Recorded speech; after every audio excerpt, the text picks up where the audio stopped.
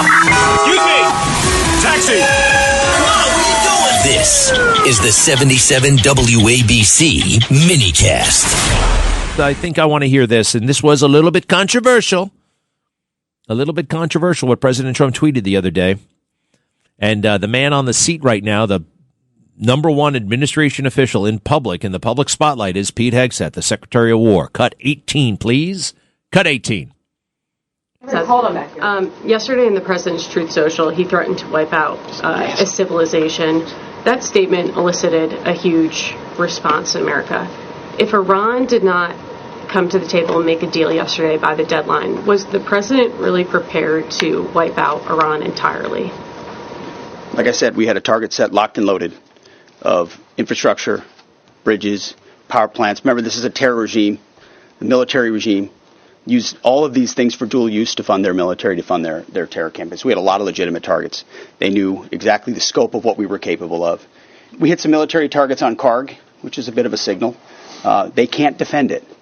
And so Iran ultimately understood their ability, their future, to produce, to generate power, to fuel their terrorist regime was in our hands, was in President Trump's hands.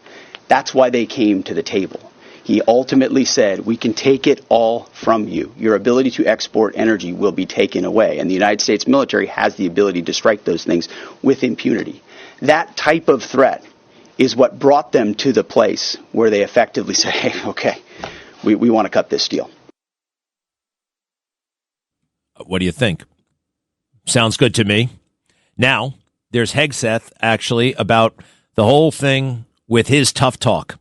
And this has to be addressed, all right? This has to be addressed. It's a legitimate question. Let's see what he has to say, because he's like, we're not going to show any mercy. We're going to pound them into oblivion. Death will rain from the sky. You know, there's a time and a place and a person to deliver that message. It's debatable whether or not it's the Secretary of Defense or War. All right, you know what? It was actually a legitimate question, all right? And he didn't have to get nasty about it. These guys drive me crazy as well. I can't stand the fake news.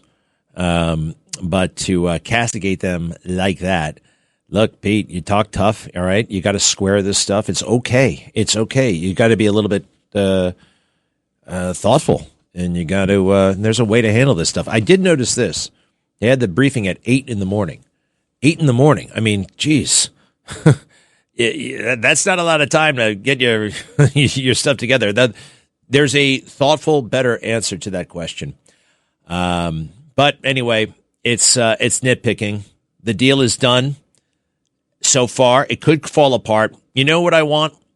I want to hear from Mark Levin. Now, Mark Levin, who's a major supporter of this campaign and a major supporter of President Trump, I genuinely don't know. I heard some murmurings that he wasn't happy that we stopped. I am happy.